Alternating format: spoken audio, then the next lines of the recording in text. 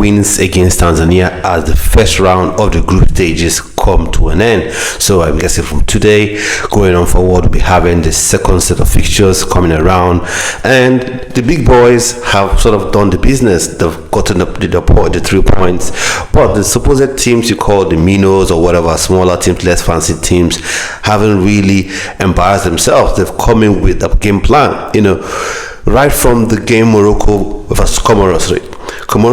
Definitely Morocco dominated the game, possession, dominated territory, dominated chance created, but Comoros did look deadly on the break. They got Saeed, a pacey forward, got someone under 10 that's close to him that helps lays that ball off to him when they hit on the break. Yeah, and someone was complaining about the AFCON is a low scoring fixture, it's a low scoring tournament. Whatever.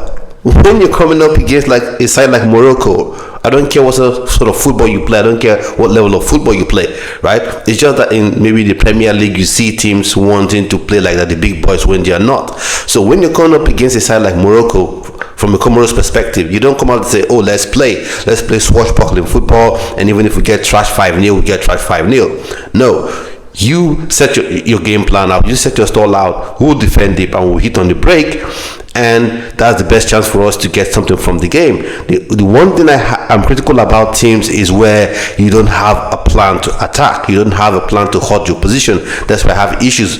But as long as you do have a plan to attack, Comoros had a plan to attack, but they couldn't capitalize on it. There were dangerous moments for Morocco, though Morocco dominated possession. Unai was very good. Hakimi didn't get to play, but Ibrahim Diaz was dangerous as well. He came up with one of the goals. So top marks to Morocco for setting the stage, setting the pace of how the tournament has gone so far. Zimbabwe versus Egypt gave Egypt a right old scare.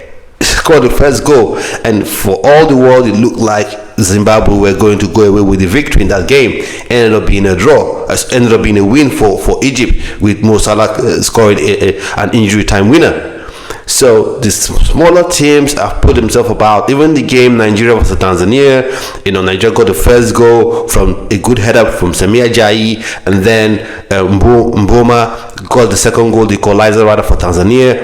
And for a couple of minutes, I'm sure Nigeria would have felt like, come on now, we are not going to lose this game. Some people actually would have been feeling like Nigeria would have drawn the game. And even despite the win, some Nigerian football fans have not been really happy with the performance. We're not happy with the performance.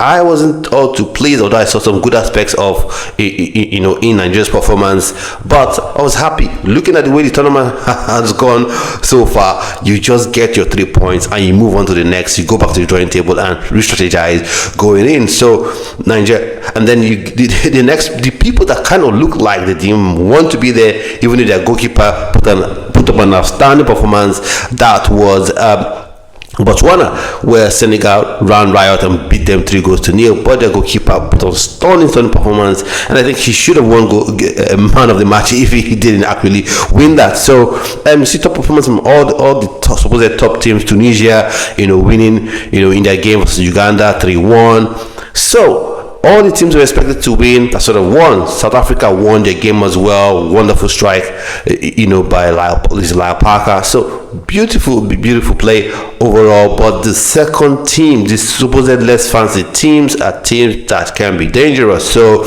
and it'll be interesting to see when two supposed less fancy sides they come up against themselves.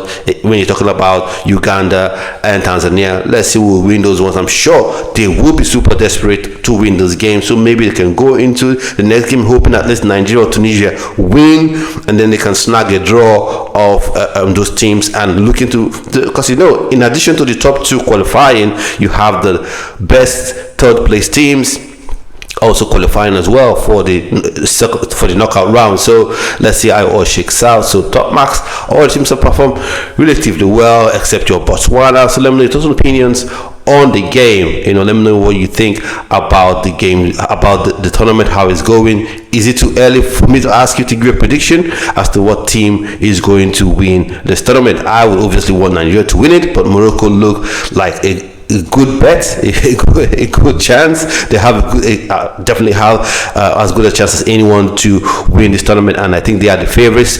Of course, we'll be looking at Mo Salah. This probably could be his last hurrah at the AFCON, given his age. And as well, we know this whole thing about AFCON now becoming 4 years after 2027. I think it now becomes once every 4 years, and that means if he can't win it this year, then maybe that's just the end for Mo Salah in terms of win an AFCON title, win an AFCON trophy. So let me know your opinions in the comment section, and I'll see you on yet another video. But don't worry, the preview for the Nigeria vs Tunisia game will be on this channel. Make sure you hit the notification bell so you're notified when the video comes up on the channel, and I'll see you on another video. Stay well, stay blessed. Bye bye.